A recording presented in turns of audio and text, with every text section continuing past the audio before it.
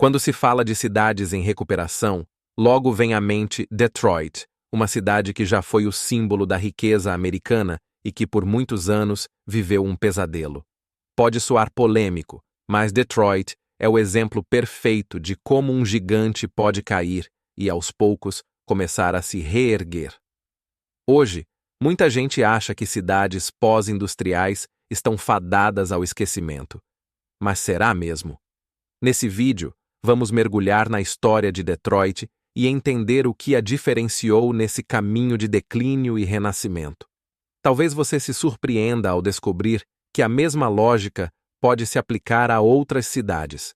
Prepare-se para entender o que poucos falam e, quem sabe, até encontrar inspiração para aplicar na sua própria realidade.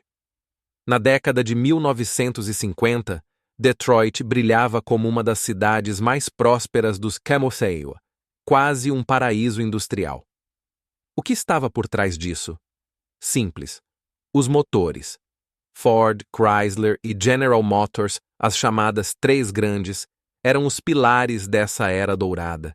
Imagina só, a cidade era como uma fábrica gigante, produzindo carros que o mundo inteiro desejava.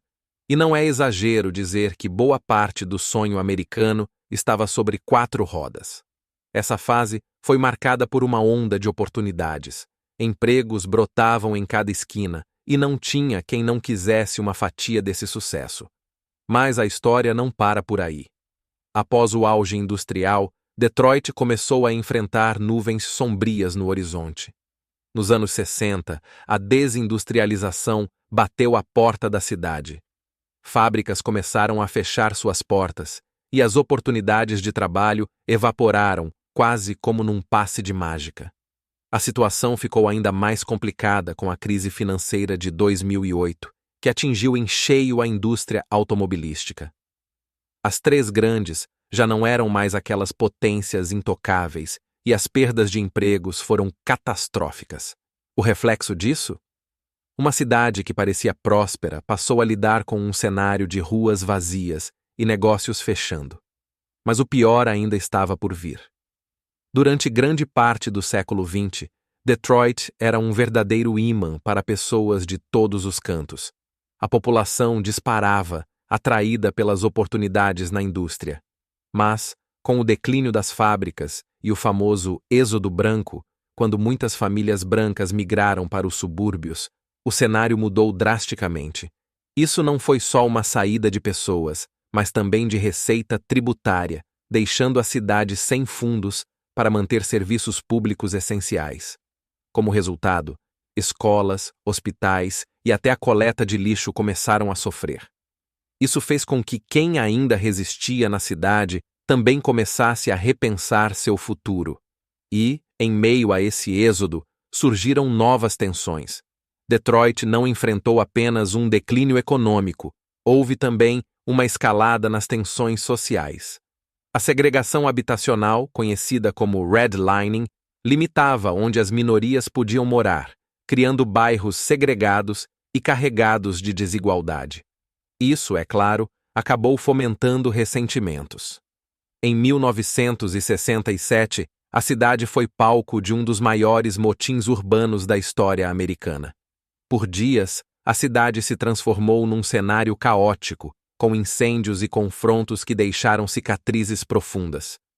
Isso reforçou a imagem de uma cidade em decadência e aprofundou ainda mais as divisões sociais. Mas enquanto tudo isso ocorria, a indústria automobilística também começava a lidar com seus próprios desafios. A indústria automobilística, que antes era o coração pulsante de Detroit, começou a enfrentar sérios problemas. A competição estrangeira, especialmente dos carros japoneses, pegou os fabricantes americanos de surpresa. E aí, para piorar, veio a crise do petróleo de 2008.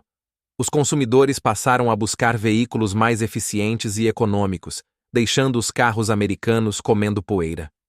Mesmo com os resgates financeiros, Chrysler e GM não conseguiram evitar a falência, afundando ainda mais a economia da cidade. Isso afetou diretamente milhares de famílias que dependiam desses empregos. Enquanto tudo parecia ruir, Os primeiros esforços para revitalizar a cidade já começavam a surgir. Apesar de toda a turbulência, Detroit não ficou estagnada. Nos últimos anos, houve um grande movimento de revitalização, especialmente no centro da cidade. Empresas e startups começaram a florescer, trazendo consigo novas oportunidades e um sopro de esperança. A criminalidade também mostrou sinais de queda, resultado de esforços comunitários e maior presença policial. Quem anda pelas ruas hoje vê prédios históricos ganhando nova vida, com cafés, restaurantes e espaços culturais. Esse renascimento, mesmo que lento, tem inspirado outras cidades em recuperação a seguirem pelo mesmo caminho, mostrando que a história não precisa acabar no ponto mais baixo. E então, o que você vai fazer com todo esse conhecimento? Olhar para a história de cidades em recuperação como Detroit é mais do que entender o passado. É sobre aprender lições para o presente e futuro. Será que as cidades que hoje enfrentam desafios semelhantes conseguem dar a volta por cima? Você acha que os esforços de revitalização realmente podem transformar um lugar? É a hora de questionar, refletir e, principalmente, agir. Se você gostou desse conteúdo e quer continuar essa jornada de aprendizado, não se esqueça de se inscrever no canal e ativar as notificações, porque a gente ainda tem muito para falar sobre cidades, recuperação e o que isso pode significar para todos nós.